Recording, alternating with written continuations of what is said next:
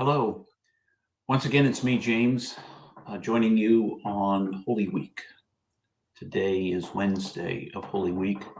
Here I am, it's rainy and heavy, and it seems right as we move closer to the crucifixion on Good Friday that it feel a bit heavy and that it be a bit stormy. So as we gather here today, we've been doing for each day of the week a piece of Lectio Divina. Lectio Divina just means sacred writing. It just means that in Latin, sacred reading. And so we will listen together to a piece of a text from Matthew, and then you'll have the opportunity to listen in your mind as we are listening together for where the Spirit might be leading you. Is there an image or a word or a thought that arises in you that may very well be God speaking to you in this moment? So we will listen together to this passage from Matthew, and Matthew 26 to be exact, verses 14 through 16, if you want to come back to it later on. But we'll listen. I'll give you a brief pause.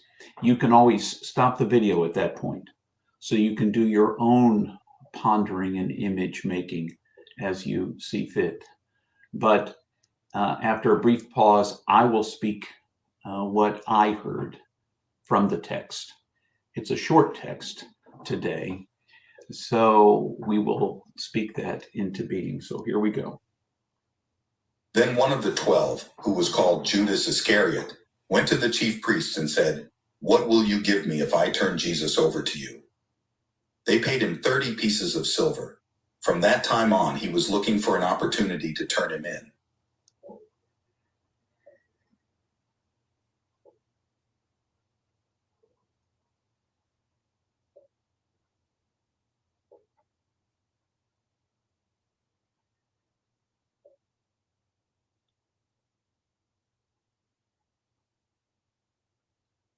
Well, Judas, Wednesday and Judas.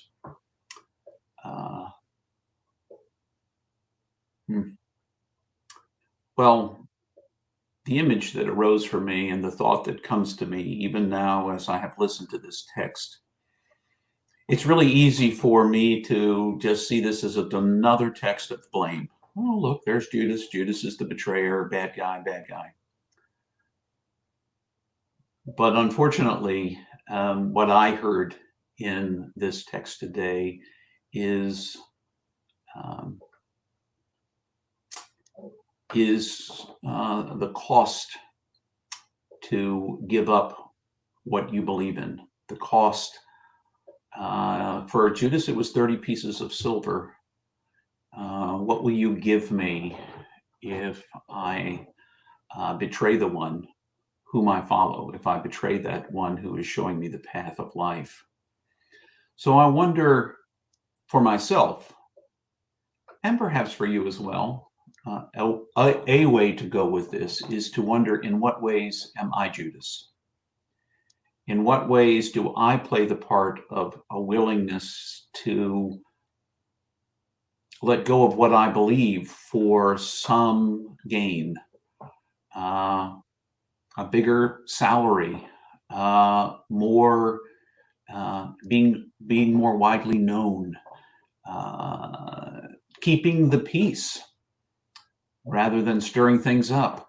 How much is keeping the peace worth it so that I don't say the thing that might stir something up, but that would need to be said and truthful?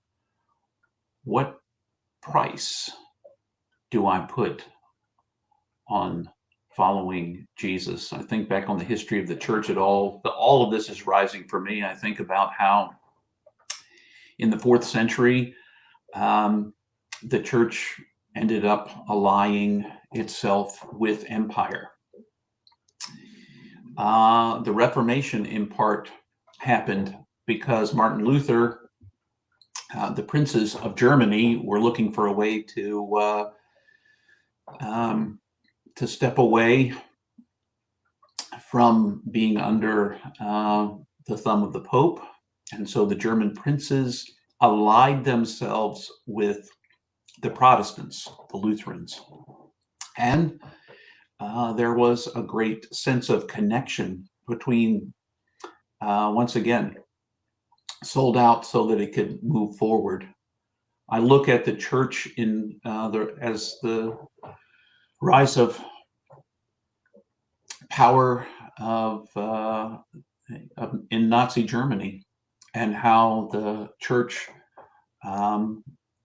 became complicit with, sold itself out to, made peace with itself by letting Hitler do whatever Hitler wanted to and never calling him out. I think of what happened in the United States in the 1970s when certain aspects of Christianity allied themselves with a particular political party, in this case, the Republican Party. And I think that any time that that begins to happen, we sell a little bit out on maybe who we are, who we're called to be, doing the hard work. So I guess the question for me is, what is my price? What does it take for me to remain silent when I should speak up? To not say the hard things, or to not say the easy things? To go along, whatever that going along looks like? What does it take for me to betray Jesus?